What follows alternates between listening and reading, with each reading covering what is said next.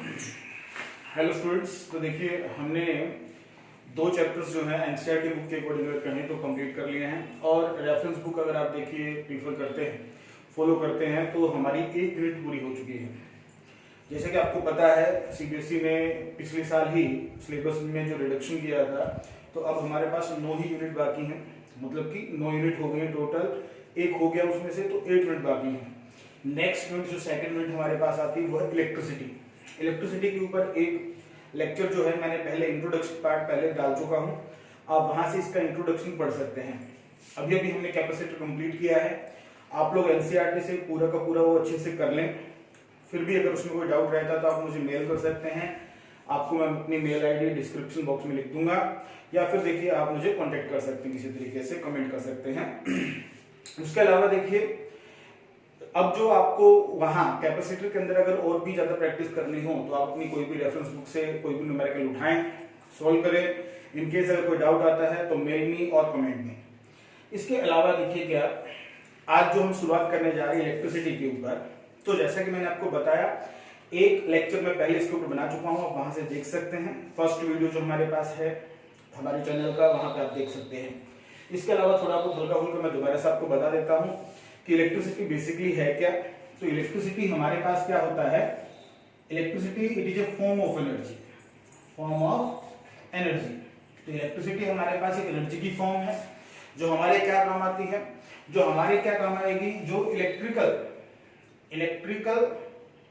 And electronics, ये दोनों words मैं पहले समझा चुका हूं, आप लोग वहां से देखें अच्छे से। मैं आपको उसका जो लिंक है वो अपने डिस्क्रिप्शन बॉक्स में डाल दूंगा उस वीडियो का, वहां से आप देख सकते हैं। तो इलेक्ट्रिसिटी जो है वो क्या है, basically it is a form of energy. जो क्या काम आएगी हमारी ये वाली जो एनर्जी की फॉर्म है वो क्या काम आती है, वो हमारे क्या काम आती है, जितने भी इलेक्ट्रिकल मतलब मैक्रो कंपोनेंट्स। मैक्रो कंपोनेंट्स कौन से होते हैं भैया, मैक्रो कंपोनेंट्स हमारे पास कौन से होते हैं, जैसे कि कूलर है, फ्रिज है, एसी है। तो ये बड़े जो एक बड़ा हमारे पास छोटी छोटी मिलकर एक बड़ा कंपोनेंट बनता है, उसे हम क्या नाम दे रहे होते हैं, इलेक्ट्रिकल। इलेक्ट्रॉनिक्स कंपोनेंट की अगर हम बात कर रहे हैं तो इलेक्ट्रॉनिक्स कंपोनेंट के अंदर हमारे पास क्या क्या चीजें आती है, चिप लेवल की बात आती है, आईसी है, कैपेसिटर है, ये जो छोटी छोटी चीजें, जैसे मोबाइल फोन को जब आप ओपन करते हैं तो आपको एक प्लेट नजर आती है हरी कलर की, ग्रीन कलर की, उसके ऊपर छोटे छोटे कंपोनेंट्स लगे होते हैं। वो जो छोटे छोटे कंपोनेंट्स होते हैं वो सारे के सारे क्या है, वो इलेक्ट्रॉनिक्स के अंदर आते हैं। चाहे कोई भी कंपोनेंट हो, इलेक्ट्रिकल हो या इलेक्ट्रॉनिक्स हो, सारे के सारे किससे काम करते हैं, किस एनर्जी की फॉर्म से काम करते हैं, इलेक्ट्रिसिटी। और इलेक्ट्रिसिटी की इंपॉर्टेंस वगैरह ये सब मैं आपको बता चुका हूं। और आपको पता भी है कि हमारे रियल लाइफ में इलेक्ट्रिसिटी कितनी ज्यादा इंपॉर्टेंट रखती है हमारे लिए। आज की डेट में हम इलेक्ट्रिसिटी के बिना, आपको जैसा कि पता है, एक स्टेप आगे रखना भी बहुत ज्यादा टफ है हमारे लिए। ओके, तो ये सारा कुछ हम जान चुके हैं। जैसे कि आपको पता है हमारी ह्यूमन बॉडी में सबसे छोटा जो यूनिट होता है जिससे मिलकर हमारी बॉडी बनती है वो होती है सेल। वैसे ही इलेक्ट्रिसिटी का जो स्मॉलेस्ट यूनिट है जिससे इलेक्ट्रिसिटी बनी है वो क्या चीज है, ऐसे देखिए, वो इलेक्ट्रिसिटी जिससे बना है या इलेक्ट्रिसिटी जिसकी वजह से है वो वजह क्या है, वो छोटी से छोटी चीज क्या होती है हमारे पास, चार्ज। क्या चीज आता है, चार्ज। चार्ज के बारे में आप लोगों को बहुत अच्छे से देखिए पता है, 12th क्लास में हो चुके हैं, आपने पहला चैप्टर पढ़ चुका है। देखिए कौन सा, इलेक्ट्रोस्टैटिक्स। इलेक्ट्रोस्टैटिक्स में आपको याद होगा हमारा जो सबसे पहला जो टॉपिक था वो चार्ज ही था। तो चार्ज के बारे में मैं यहाँ पे कुछ ज्यादा आपको बताने वाला नहीं हूँ। इनकेस आपको डाउट होगा आप पीछे वाले नोट्स अपने उठा के वहां पे रिवीजन करें। चार्ज के बेसिकली थोड़ा बहुत देखिए मैं आपको बता दूं कि चार्ज एक प्रॉपर्टी होता है किसी भी मटेरियल का जिसकी वजह से वो मटेरियल दूसरे मटेरियल को या तो अट्रैक्ट करेगा या फिर क्या करेगा, रिपेल करेगा। चार्ज हमारे पास दो टाइप के होते हैं, पॉजिटिव एंड नेगेटिव। चार्ज की यूनिट कूलम होती है। चार्ज का जो स्मॉलेस्ट अमाउंट हमारे पास पता है वो है 1.6 × 10⁻⁹ कूलम। कूलम चार्ज की यूनिट होती है। तो ये सारी छोटी छोटी चीजें जो है हम वो डिस्कस कर चुके हैं।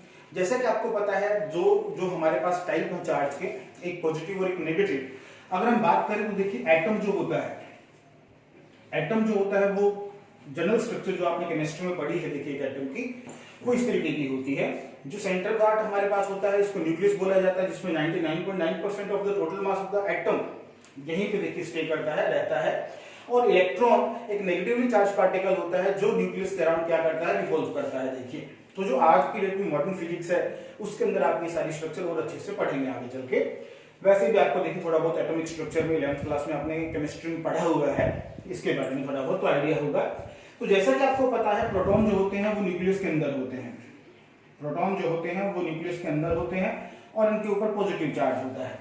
और इलेक्ट्रॉन जो होता है देखिए वो न्यूक्लियस के बाहर होता है, फ्री होता है और ये रिवॉल्व करता है। देखिए नेगेटिव चार्ज होता है इसके ऊपर। अच्छा, आपको ये सारी चीजें तो पता ही है। देखिए इसके अलावा और क्या पता है कि इलेक्ट्रॉन हो या फिर प्रोटॉन हो, इलेक्ट्रॉन हो या चाहे वो प्रोटॉन हो, दोनों के ऊपर चार्ज का जो मैग्नीट्यूड है वो इक्वल होता है। 1.6 × 10⁻⁻90 कूलम होता है। ये बहुत ही अच्छे से आपको याद रखना है और मेरे ख्याल से आपको याद भी है ना भाई? याद तो है ही? हाँ सर याद तो है ही, बिल्कुल याद है। अच्छा ठीक है भाई, तो आगे चलते हैं। देखिए इसके अलावा अगर हम बात करें, जब भी आप किसी एटम को एनर्जी देते हैं, जब भी आप किसी भी एटम को क्या करते हैं, एनर्जी देते हैं, तो एनर्जी देते हैं तो सबसे पहले एनर्जी किसको मिलती है? न्यूक्लियस को मिलती है, इलेक्ट्रॉन को मिलती है। जैसा कि आपको अच्छे से अंदाजा है, जितनी भी एनर्जी आप देखते हैं तो सबसे पहले कौन एनकाउंटर करता है उसके साथ? इलेक्ट्रॉन एनकाउंटर करता है। तो सारी की सारी एनर्जी इलेक्ट्रॉन को मिलती है और इलेक्ट्रॉन उस एनर्जी को लेकर एक्साइट हो जाता है और यहां से अपनी जगह को छोड़ के बाहर चला जाता है, फ्री हो जाता है। अब ये फ्री हो जाता है तो फ्री टू मूव बोल सकते हैं कि चलने के लिए बिल्कुल अब क्या हो गया है, ये फ्री हो गया है, ये घूम फिर सकता है, चल फिर सकता है। जबकि प्रोटॉन जो है उसको फ्री करने के लिए हमें बहुत ज्यादा अमाउंट में एनर्जी चाहिए होती है। प्रोटॉन फ्री करने का मतलब आपको समझ में आता है? प्रोटॉन फ्री करने का मतलब है आपको न्यूक्लियस को ब्रेक करना होगा। किसको ब्रेक करना होगा? न्यूक्लियस को। Nucleus is the most stable particle in the universe. Nucleus को तोड़ना हमारे बस की बात नहीं है। देखिए बस की बात कहने का मतलब बहुत ज्यादा अमाउंट में एनर्जी चाहिए होती है और इतनी ज्यादा अमाउंट में एनर्जी कि आपको अंदाजा होगा कि एटम बम जो बनते हैं, न्यूक्लियर बम बनते हैं, देखिए हाइड्रोजन बम जो बनते हैं वो न्यूक्लियस के अकॉर्डिंग, न्यूक्लियस को ही डिसइंटीग्रेट करके ही बनाए जाते हैं या फिर मर्ज करके बनाए जाते हैं। तो आपको पता है कि इसकी कितनी अमाउंट की एनर्जी हमें चाहिए होती है, क्योंकि सन के ऊपर ये जो न्यूक्लियर रिएक्शन है वो हो रही है लगातार, वहां पे इतनी एनर्जी मौजूद है, या फिर हम कहीं ना कहीं इतनी एनर्जी क्रिएट करवाते हैं तो कितना ज्यादा फ्यूल लगता है। तो बहुत टफ काम है प्रोटॉन को फ्री करवाना। इसलिए प्रोटॉन की मूवमेंट को हम देखिए, घर के अंदर जो हम वायरिंग यूज करते हैं उसमें प्रोटॉन थोड़ी ना मूव कर सकता है, इतना एनर्जी थोड़ी ना आता है। 220 वोल्ट मैक्सिमम देखिए हमारे पास जो आती है घर में, एसी का 220 वोल्ट का जो आता है देखिए, तो आपको जैसा कि अंदाजा है 220 वोल्ट इतनी ज्यादा एनर्जी नहीं है, उससे कुछ नहीं हो सकता, उससे प्रोटॉन फ्री नहीं हो सकता। तो प्रोटॉन फ्री नहीं हो सकता तो प्रोटॉन चलेगा नहीं, वो तो न्यूक्लियस के अंदर बाउंड है, देखिए बंधा हुआ है, बाइंड है पूरा का पूरा अच्छे से। तो चलने का काम कौन करेगा? चलने का काम करेगा मुझे इलेक्ट्रॉन। चलने का काम कौन करेगा? इलेक्ट्रॉन। अब देखिए धीरे धीरे मैं इस चैप्टर की शुरुआत करने जा रहा हूं यहां से कि चलने का काम कौन करेगा? इलेक्ट्रॉन।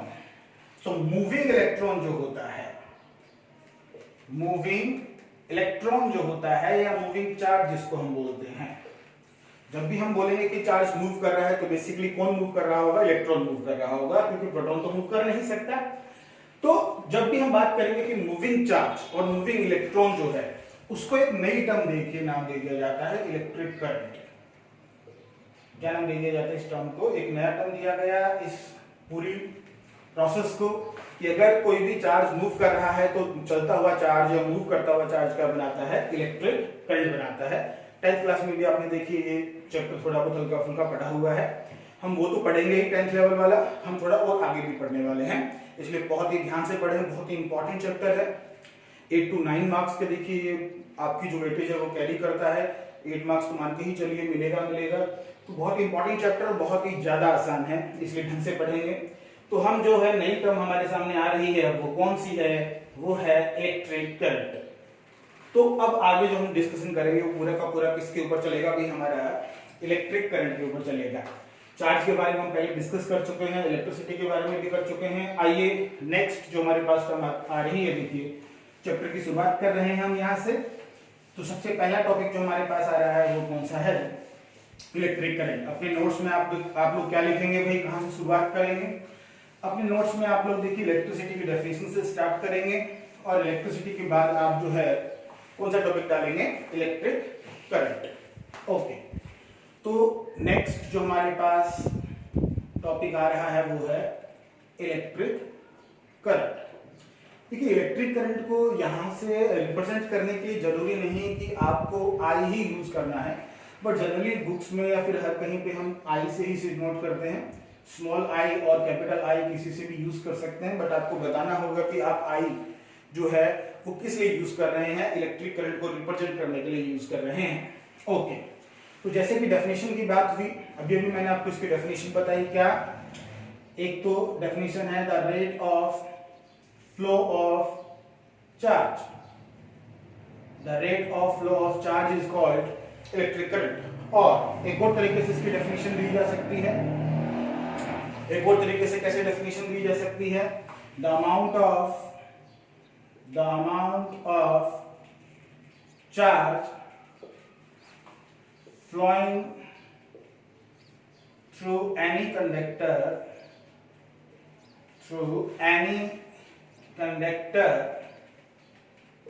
per second।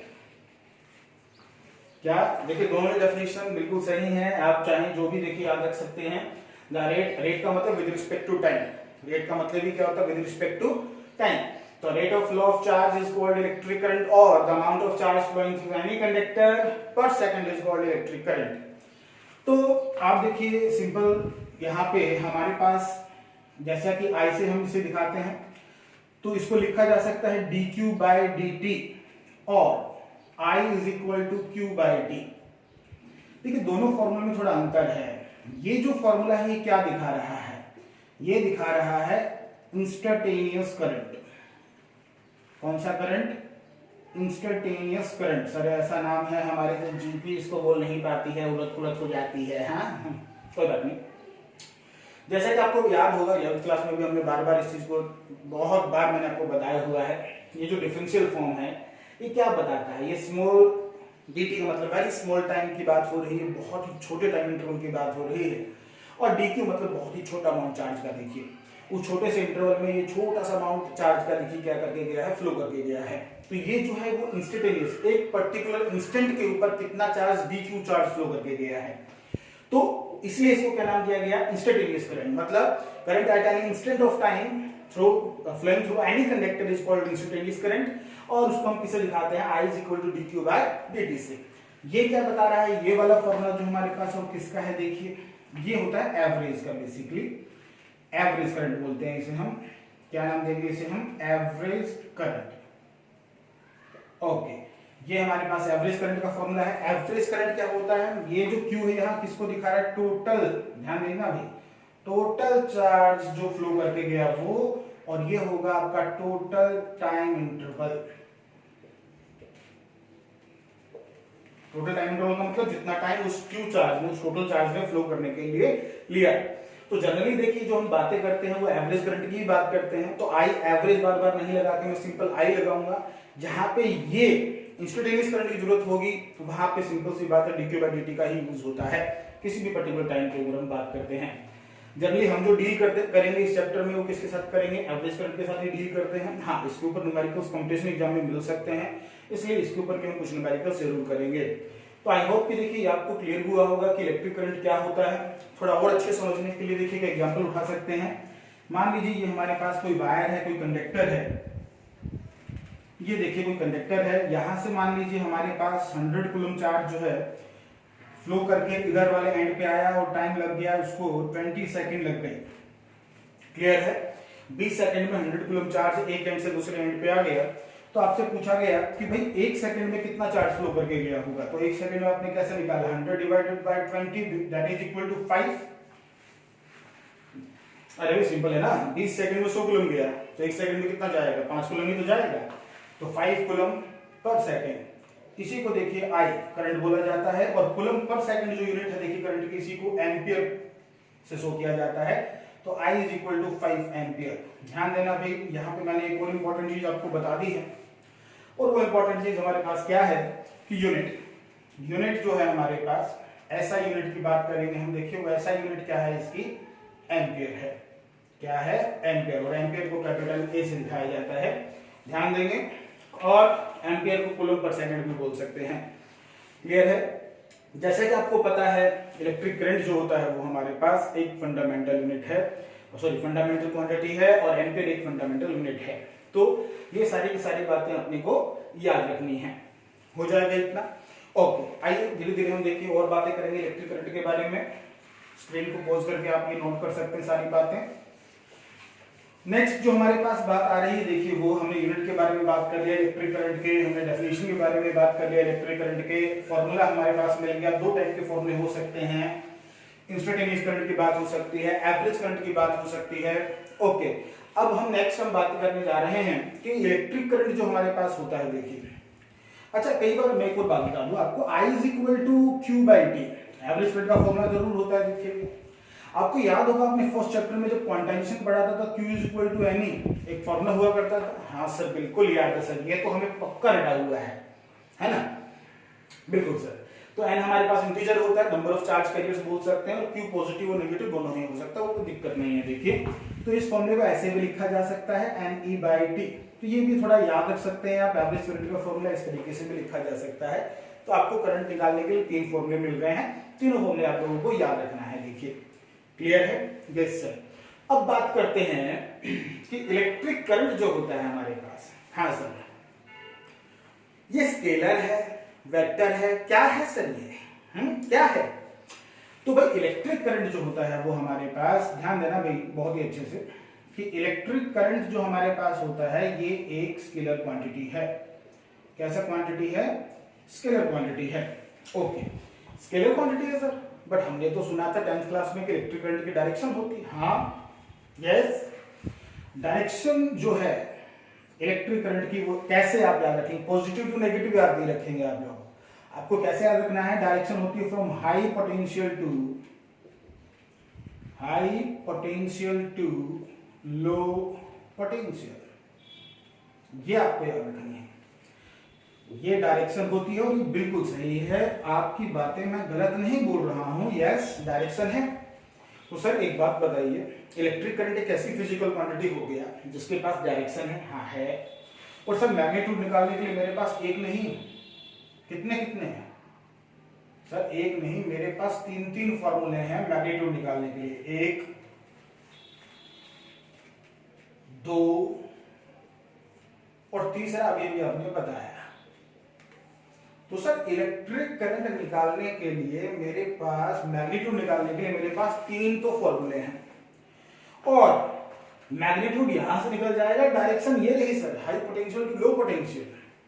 तो हमने तो यही पढ़ा था सर कि वेक्टर क्वांटिटी वो क्वांटिटी होती है जिसके पास मैग्नीट्यूड के साथ साथ हमें क्या स्पेसिफाई करने की जरूरत पड़ती है? डायरेक्शन। डायरेक्शन के बिना उसका कोई मीनिंग नहीं रहता है।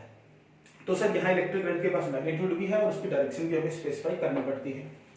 तो फिर ये वेक्टर क्यों नहीं है, स्केलर क्यों नहीं है? वेक्टर क्यों नहीं है और स्केलर क्यों है? क्या कारण है सर? आइए मैं आपको कारण बताता हूं। ये बात समझ में आई? पहले तो ये नोट डाउन कर लें। अब मैं आपको बताता हूं कि क्यों भाई इसे स्केलर कैटेगरी में डाला गया। मैग्नीट्यूड और डायरेक्शन होने के बावजूद भी इलेक्ट्रिक करंट को हम वेक्टर क्वांटिटी नहीं बोलते, स्केलर क्वांटिटी बोलते हैं। उसके पीछे क्या राज है, क्या कारण है? ऐसा क्या दिक्कत हो गई सर, क्या परेशानी हो गई? सारा कुछ तो देखिए फुलफिल कर रहा है, ये हर एक कंडीशन फुलफिल कर रहा है वेक्टर वाले, फिर क्या दिक्कत है? हर एक कंडीशन फुलफिल नहीं कर रहा है बेटा। कुछ भी बोलने से सोचा करो, समझते देखिए, कुछ भी बोलने से पहले हम क्या सोचें? आपको याद होगा 11th क्लास सर, फिर वही बात जिससे हम भाग रहे हैं। 11th क्लास आप फिर लेके आ जाते हैं बार बार। 11th कहाँ से याद होगी सर? वैसे ही 2-3 महीने से हम चुपचाप बैठे हुए हैं, पढ़ाई नहीं हो रही है हमसे। आप फिर अब इतनी पुरानी बातें हैं। वेक्टर का याद है भाई, मैंने आपको बहुत बार बोला है कि वेक्टर बहुत ही ज्यादा इंपॉर्टेंट है।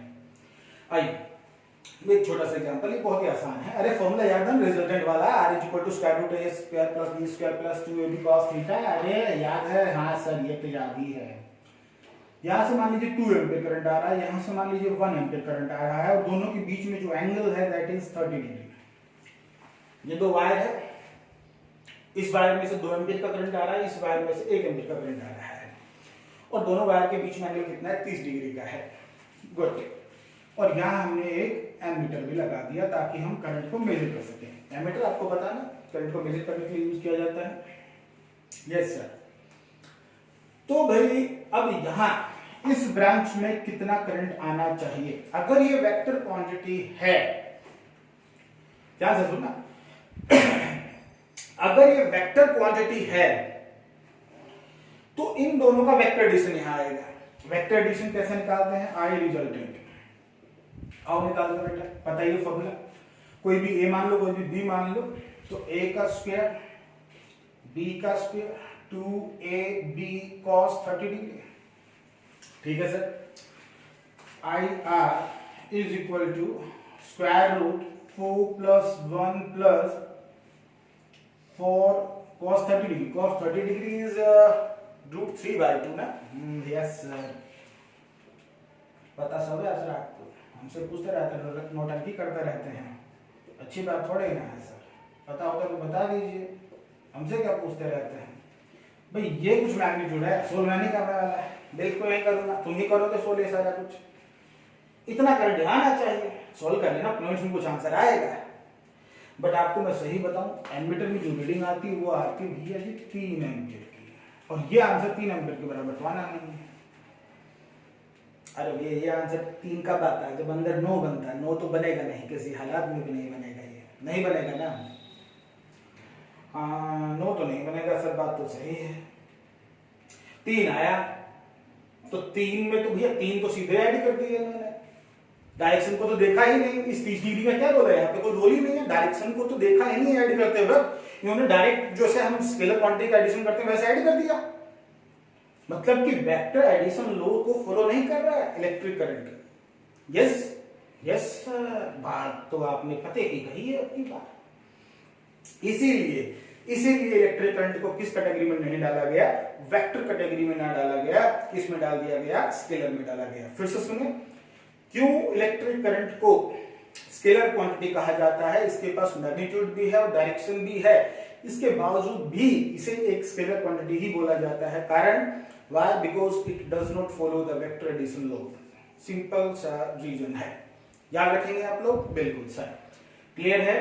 तो ये हमारे पास देखिए इलेक्ट्रिक करंट का क्या था, सिंपल सा इंट्रोडक्शन पार्ट बोल दीजिए आपको, जो कि पता था पहले, हल्का सा मैंने इसमें इंस्टेंटेनियस करंट और ऐड अप किया है, इसके अलावा और कुछ नहीं है, सिंपल है। आई होप कि आप लोग इतना क्लियर हुआ होगा, हो जाएगा, ओके।